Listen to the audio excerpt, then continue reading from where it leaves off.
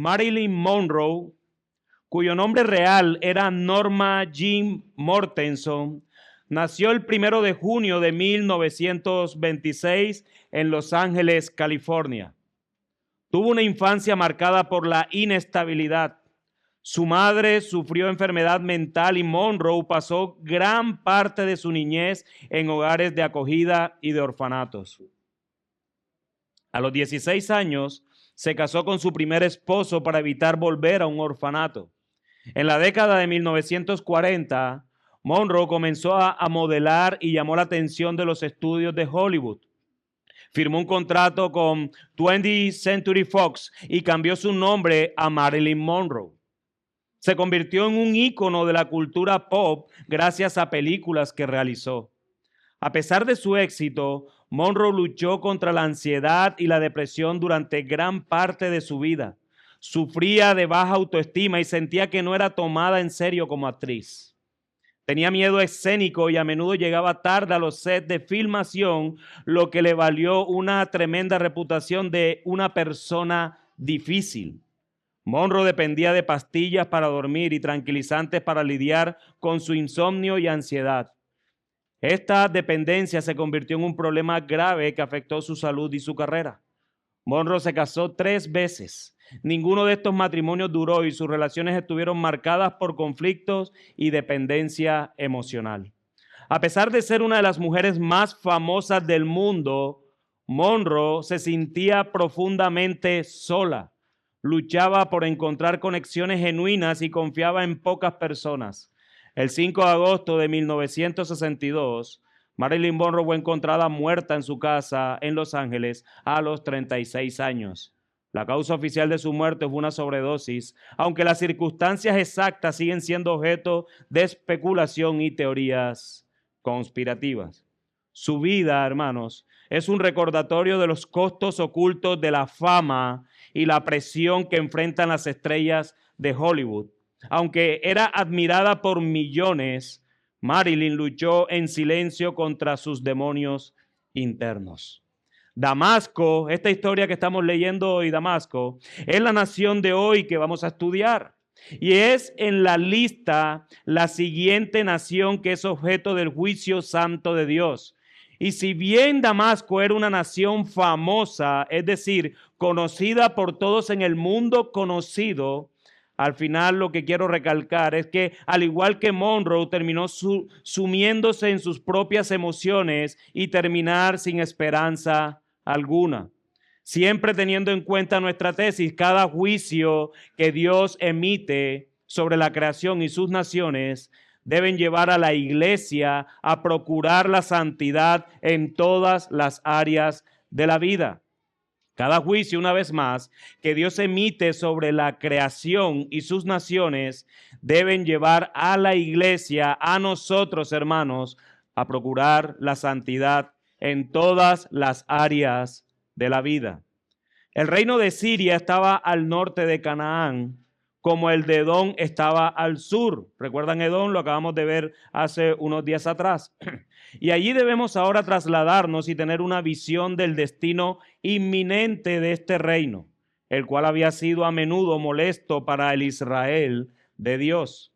Damasco era la metrópolis de aquel reino y la ruina del todo está implícita en la ruina de aquella. La ruina de Damasco iba a perjudicar la ruina de los que estaban a su alrededor. Sin embargo, Hamad y Arfad, otras 2 ciudades importantes, se nombran en el versículo 23 y los palacios de Ben-Hadad en el versículo 27, las cuales edificó, se señalan particularmente en esta ruina. Amós, el profeta, también profetizó al respecto. Note lo que dice Amós en el capítulo 1, versículos 3 al 4. Dice, así dice el Señor, por 3 transgresiones de Damasco y por 4 no revocaré su castigo, porque trillaron a Galaad con trillos de hierro. Por eso enviaré fuego sobre la casa de Hazael, que consumirá los palacios de Ben-Hadad. El juicio a Damasco era inminente. Las razones eran conocidas. La razón conocida de Damasco y su juicio era su propia fama. El versículo 25 nos los hace saber. Y su virtud la encontraba era en lo popular que eran y no en más nada, pero dicha fama la llevaría a destrucción. Y lo más terrible era la condición en la que quedaría y las emociones que se vinculan a esa destrucción. Así que, hermanos, miremos en primer lugar el detalle del juicio y nos vamos a dar cuenta en el transcurso de este juicio particular que, a diferencia de los demás juicios, hay una fuente, ¿verdad? Dios es el que hace el juicio a cada nación. También hay unas razones que hemos visto en todos los juicios y Dios nos da detalles, pero en este juicio en particular, a mí lo que me llamó la atención fue el vínculo de las emociones que Dios hizo vinculante al pueblo de Damasco en esta circunstancia particular. Así que vamos a ver en primer lugar el detalle del juicio. Noten lo que dice el versículo 26. Por eso sus jóvenes, y no vamos a estar en orden cronológico como ya lo he dicho en los juicios, por eso sus jóvenes caerán en sus calles y todos los hombres de guerra serán silenciados en aquel día, declara el Señor de los ejércitos, y prenderé, versículo 27, fuego al muro de Damasco que consumirá los palacios de Ben-Hadad. Entonces los habitantes, en resumen, lo que el profeta le está diciendo es que los habitantes en Damasco serán muertos, son muertos. Los jóvenes que deberían luchar contra el enemigo con tanta vigorosidad por la fuerza de la juventud y defender la ciudad, caerán por la espada en sus calles. La juventud, que se supone que es el futuro de la nación, morirá. No hay futuro asegurado por ellos. Su futuro solamente está en manos de Dios. Además, no solo los jóvenes, sino también los hombres de guerra, hombres poderosos, expertos en la guerra y comprometidos en el servicio de su país, los que saben de logística militar, los que podían contrarrestar cualquier guerra, también morirán. No hay esperanza para Damasco. No solo el futuro, sino también el presente caerá. No hay forma que los poderosos de Damasco se puedan enfrentar al poderoso de Israel, hermanos. No hay forma. Ellos trillaron a Galaad, ahora serán trillados con fuego. Así como habían quebrantado a otros con hierro, de la misma manera serían quebrantados con fuego.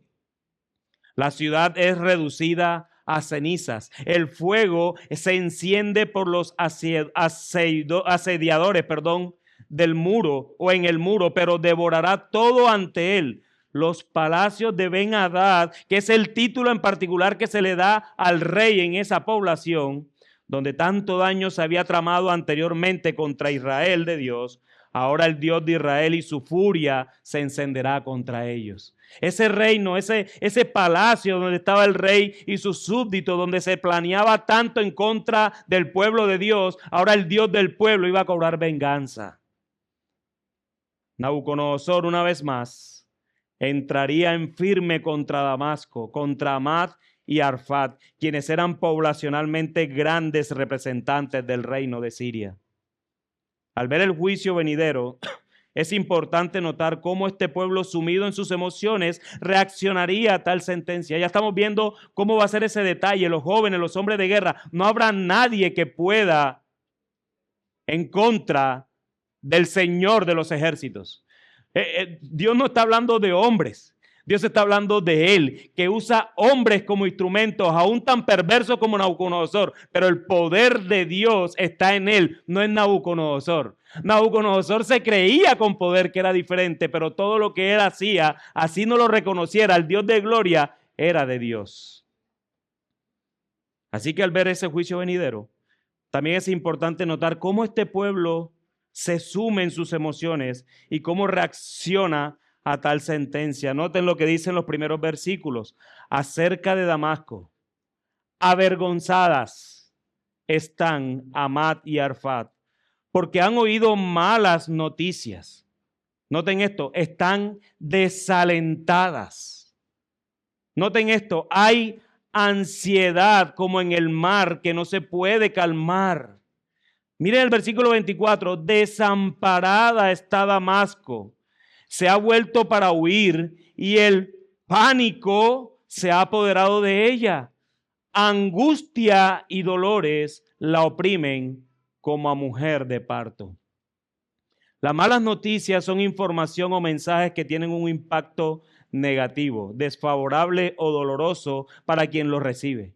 Estas noticias suelen generar emociones como tristeza, preocupación, miedo, frustración, enojo y pueden afectar el estado emocional, mental o físico de las personas. Las malas noticias suelen involucrar eventos o situaciones negativas como enfermedades, fallecimientos, pérdidas económicas, despidos laborales, conflictos, accidentes o fracasos. Provocan una reacción emocional intensa en quien la recibe como shock, tristeza, ansiedad, desesperación. Hermanos, a menudo las malas noticias implican un cambio drástico en la vida de las personas, obligándolas a adaptarse a una nueva situación. Hay noticias malas que llegan a tal punto que tú vas cambiando de manera progresiva. Cuando un familiar tuyo enferma, por ejemplo, yo tuve la experiencia cuando mi mamá enfermó y cayó en cama durante 70 días en cuidados intensivos. Ese cambio fue de una manera progresiva hasta el día de su muerte. Pero hay noticias, hay cosas que cambian tu situación de un minuto a otro, de un día a otro, de manera inesperada. Y quieran o no, nosotros también somos seres emocionales y va a afectar nuestras emociones. Bueno, Damasco fue objeto de malas noticias. El Señor habla a través del profeta y dice de esta nación que está avergonzada porque han oído malas noticias. Las malas noticias, entre otras, muchas veces vienen de manera inesperada, pero una manera de lidiar con nuestras emociones puede ser anticipándonos acerca de eso malo que pueda sucedernos. Hermanos, es claro que tal vez tú no tienes control de tu futuro. Es clarísimo, sabemos que el futuro está en manos de Dios. ¿Todos están de acuerdo con esa realidad? Pero también es claro que hay una posibilidad alta en tu vida de que tú te mueras antes de que Cristo venga. O sea, eso lo tenemos tan seguro que no nos preocupamos por ello. Y yo creo que una manera sabia de anticiparnos a morir sin preocuparnos, no estoy hablando de que te preocupes porque vas a morir. Si estamos en Cristo, gózate. Gózate. Yo quiero estar con mi Señor. No estoy hablando de eso, estoy hablando de anticiparte a ciertas circunstancias que pueden ocasionarte a ti y a tu contexto cuando te pasa algo.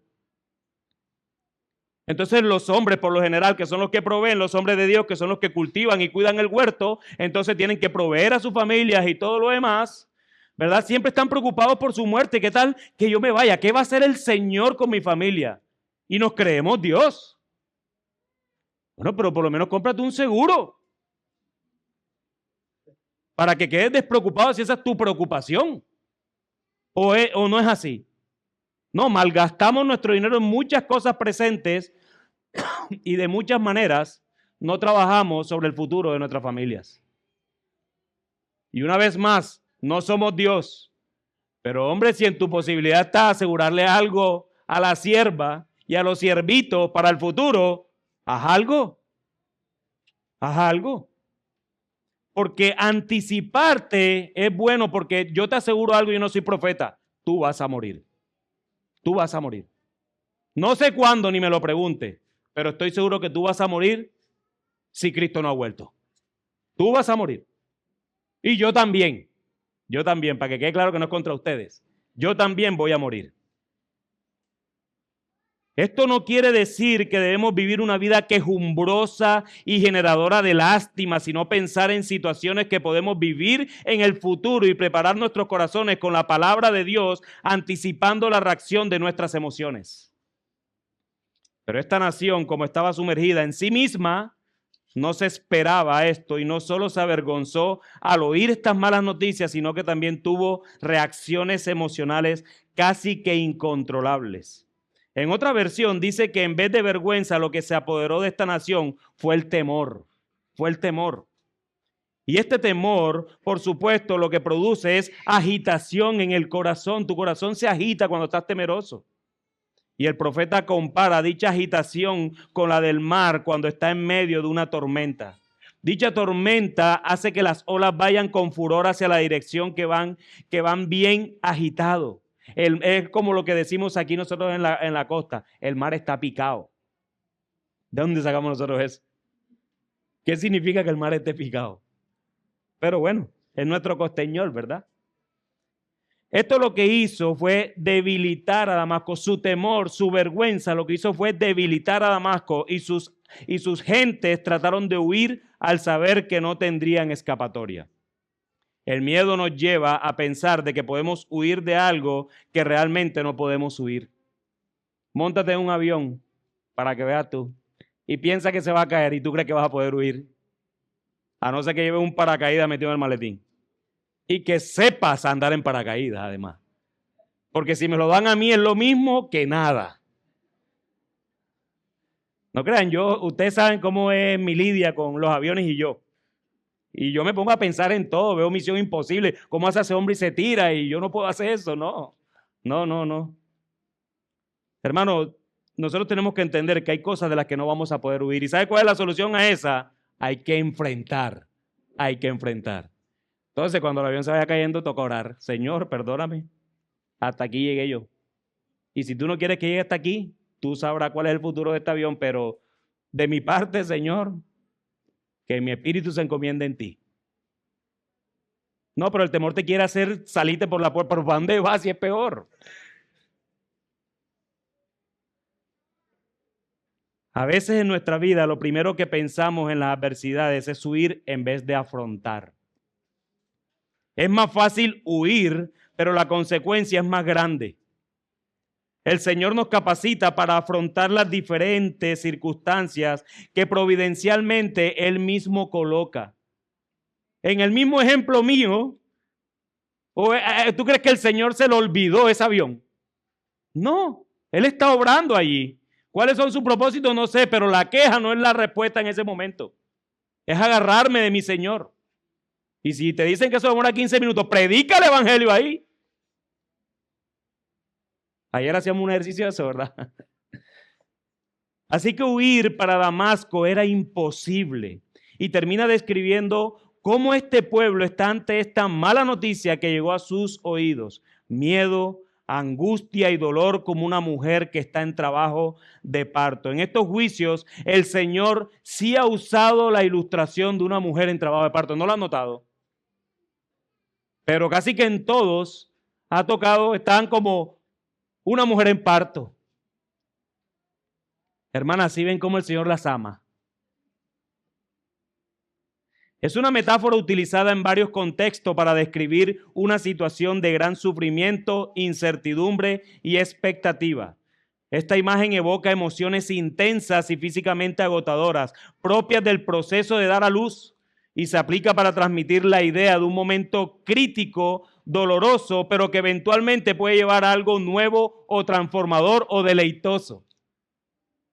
El miedo representa la incertidumbre y el temor ante lo desconocido. En el trabajo de parto, la mujer puede sentir miedo por el dolor que se avecina, las complicaciones posibles o el bienestar del bebé. Es un contexto, o en un contexto más amplio, el miedo simboliza la ansiedad ante una situación difícil o un cambio inminente. Y esto le estaba acusando miedo a Damasco. La angustia refleja un estado de profunda preocupación y sufrimiento emocional. En el trabajo de parto, la angustia puede surgir por la intensidad del dolor y la sensación de no poder controlar la situación. Fuera de este contexto, la angustia representa la tensión emocional que acompaña a momentos de crisis o de transición. El dolor es el aspecto más físico y evidente del trabajo de parto. Es intenso, agudo y difícil de soportar, pero es necesario para que ocurra el nacimiento. Tiene que ocurrir ese dolor para que ocurra el nacimiento. En un sentido metafórico, el dolor simboliza las dificultades y sacrificios que deben enfrentarse para alcanzar un nuevo estado o un cambio positivo. El Señor se encarga de dejarnos escrito de una manera sencilla, pero profunda, de la angustia de Damasco por el juicio venidero. Así como el Señor ha dado detalles de las buenas nuevas de salvación, de la misma manera da los detalles de las malas nuevas de condenación. Finalmente podemos ver en el versículo 25 la razón del juicio y note lo que dice este texto. ¿Cómo es que no ha sido abandonada la ciudad alabada, la ciudad de mi regocijo? Noten lo que dice otra versión. Esa ciudad famosa, ciudad de alegría, será abandonada. Miren otra versión. ¿Cómo dejaron a la ciudad tan alabada, la ciudad de mi gozo?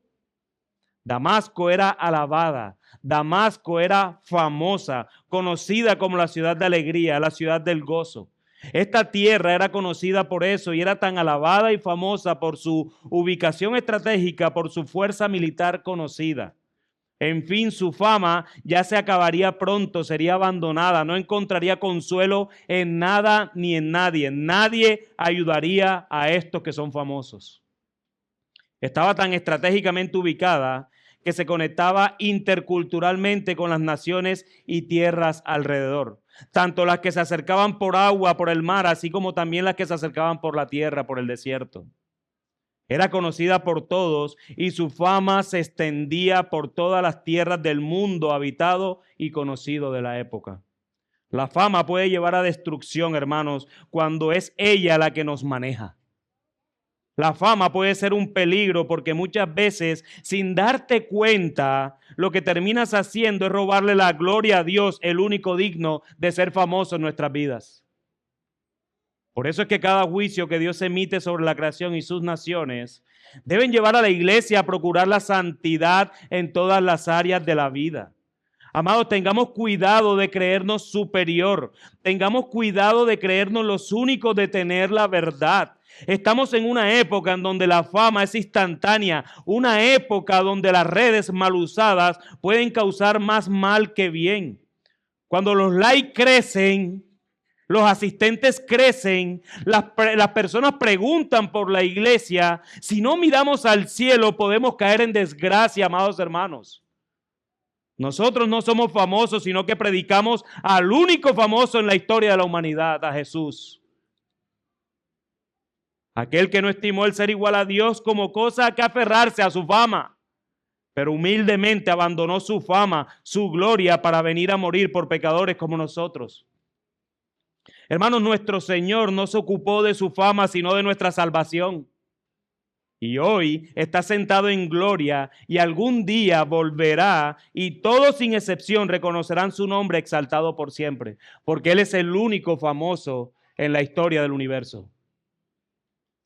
¿Y saben algo? Aquel pueblo que fue destruido por su fama, Damasco, ahora es beneficiado de la fama de Jesús que caminó humildemente entre ellos. Noten lo que dice el Evangelio de Mateo en el capítulo 4, versículos 23 al 25, 600 años después de lo que estaba pasando. 550, 600 años después de esta profecía, miren ahora lo que está pasando en los tiempos de Jesús. Dice el versículo 23, y Jesús iba por toda Galilea, enseñando en sus sinagogas, proclamando el evangelio del reino y sanando toda enfermedad y toda dolencia en el pueblo. Se extendió su fama por toda Siria, y traían a él todos los que estaban enfermos, afectados con diversas enfermedades y dolores, los endemoniados, epilépticos y paralíticos, y él los sanaba. Y lo siguieron grandes multitudes de Galilea, Decápolis, Jerusalén y Judea, y del otro lado del Jordán. Aquel pueblo que le robó la fama a Dios fue beneficiado por su fama salvadora. Si notan la misericordia del Señor, ese es nuestro Cristo, hermanos. Esa es su humildad, ese es su amor más profundo que el mar mismo, es más alto que los cielos. Su expresión amorosa y misericordiosa por nosotros supera cualquier pecado o tentación que podamos tener tú y yo, porque Él es humilde, Él es famosamente humilde. Su fama es tal que los cielos cuentan su gloria y el firmamento anuncia la obra de sus manos. ¿Y saben algo? Este mismo Señor, dueño del universo completo, heredero de todas las cosas, salvador del pecador, ocupado en los asuntos de su Padre nada más, proclamando el reino a las naciones. Miren lo que le dijo a sus discípulos en Lucas capítulo 10, versículo del 17 al 20. Los 70, y el contexto de esta historia antes de leerla, es que Jesús envía de 2 en 2 a predicar el evangelio. Ese es el contexto. Vayan y prediquen. Y el que lo escuche bien y el que no lo escuche, sacudan sus sandalias y chao. Ese es el contexto de lo que ahora Jesús les dice. Los 70 regresaron con gozo, diciendo: Señor, hasta los demonios se nos sujetan en tu nombre. Y él les dijo: yo veía a Satanás caer del cielo como un rayo. Miren, les he dado autoridad para pisotear sobre serpientes y escorpiones y sobre todo el poder del enemigo, y nada les hará daño. Sin embargo, no se regocijen en esto, de que los espíritus se les sometan, sino regocíjense de que sus nombres están escritos en los cielos. Amados, no importa la fama en la tierra si tu nombre no está escrito en los cielos. Debemos luchar constantemente con la idea de la popularidad, de la fama, de ser reconocidos por los hombres, y se nos olvida nuestra identidad en Cristo, que es la única que valdrá al fin del tiempo. Tu identidad en Cristo. Los discípulos, los que estaban con Jesús, hicieron bien su trabajo después de que el Señor los envió de 2 en 2 a predicar a todas partes, y ellos regresaron regocijados por el trabajo. Yo no me imagino que el impacto de estos 12, de estos 70 que envió fue tan grande que vinieron tan regocijados. Yo creo que ni ellos creían eso que estaba pasando en ellos. Sin embargo, el Señor no los deja allí, sino que los lleva al cielo, hermanos. El Señor no dejó a sus discípulos en la tierra. El Señor los lleva al cielo. Las cosas terrenales pasarán y lo único que importará, amado hermano, al final de los días es si tu nombre está o no en el libro de la vida. Eso es lo único que importa en este mundo. Visita, amado asistente, creyente, no creyente, lo único que importa de ti en el último día es que tu nombre esté escrito en el libro de la vida. No importa si aquí fuiste la Marilyn o el Marilyn Monroe, no importa. Eso no va a importar delante de Dios. Muchos me dirán: Señor, Señor. ¿Sí se acuerdan de Jesús? Muchos me dirán en aquel día: Señor, Señor. ¿Se lo saben?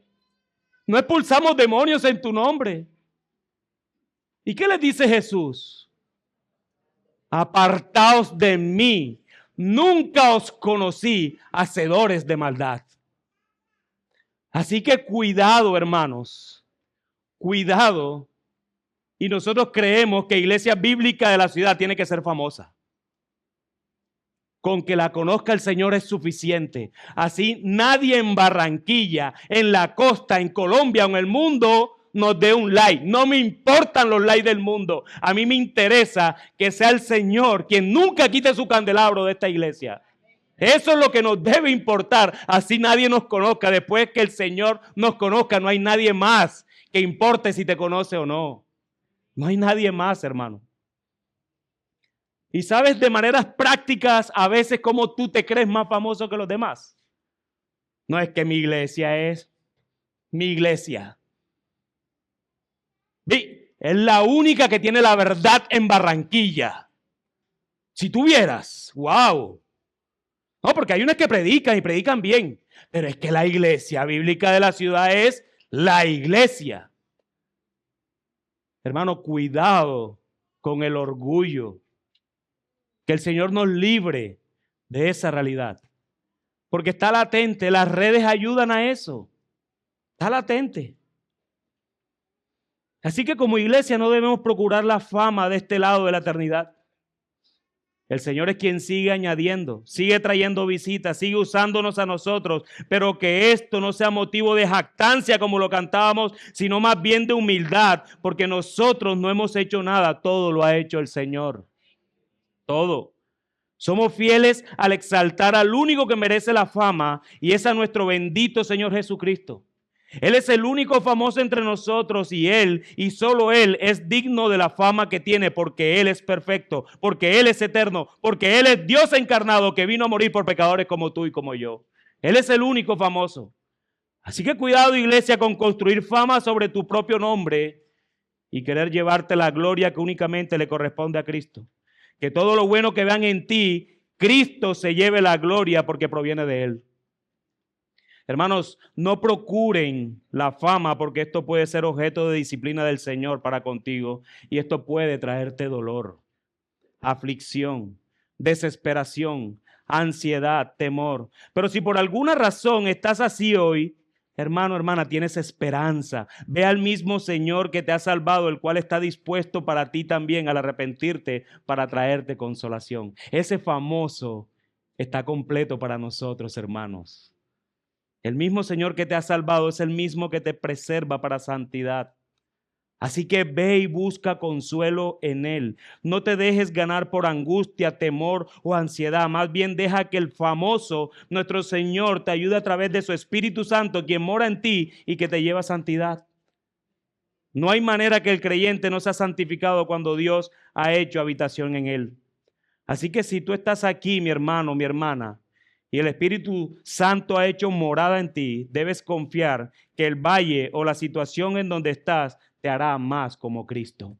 Eso te va a hacer más como Cristo. No busques tu fama porque te vas a cansar de tantas aflicciones. Búscala de Él porque tu nombre ya está escrito en los cielos.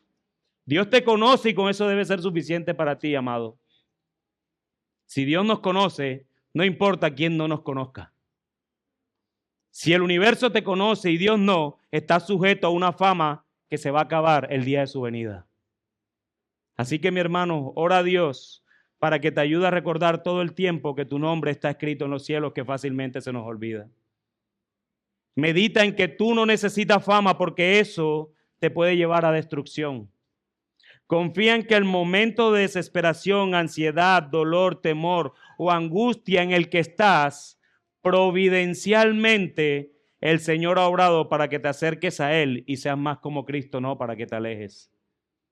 Cuida a la iglesia de ser famosa en la tierra y que el Señor retire el candelabro de entre nosotros por estar buscando la fama en este lugar. Si seguimos creciendo, si más siguen llegando, si se nos vienen más responsabilidades, que podamos mirar esto como el objeto amoroso de Dios para con nosotros y roguemos al Dios famoso en el universo que guarde nuestros corazones de querer robarle algo de gloria a su santo nombre. Y tú, amigo que estás en este lugar, y lo tengo claro porque aquí no hay ningún famoso. Tal vez no eres famoso como Marilyn Monroe. Tal vez no llegues a tanta fama que aún en estos días se habla de ella. Pero el punto es que siempre estás procurando guardar tu propio nombre delante de los demás sin importarte qué es lo que dice Dios de tu vida. Ese es el punto. No necesitas ser famoso. Ya para ti tú eres famoso o famosa porque estás guardando tu propio nombre. El problema es que tienes los ojos puestos en este mundo, pero esta historia algún día va a acabar. Debes considerar lo que piensa Dios, el autor de este mundo, de ti. A pesar que tú no lo veas así hoy, eso no niega la realidad, porque la verdad no es tu subjetividad, la verdad es absoluta y Dios tiene algo que decir de ti hoy. Te has empecinado en estar enemistado con Él, a pesar de que hoy estás de pie gracias a sus misericordias que no reconoces por tu orgullo y por tu vanagloria. Hoy lo que tienes es por Dios, no por tus propios esfuerzos, no por tu propio nombre. Amigo, al llegar a la fe, no se te acaban los problemas. De hecho, creo más bien que realmente comienzan porque es el momento en que tu carne va a querer cosas que tu espíritu salvado no querrá. Y comienza la lucha en tu vida. Pero lo que también sé es que un cristiano tiene malas noticias para su vida. Un cristiano padece de ansiedades en ocasiones. Un cristiano siente temores por algunas cosas, siente incertidumbres muchas veces incluso por momentos y por el futuro.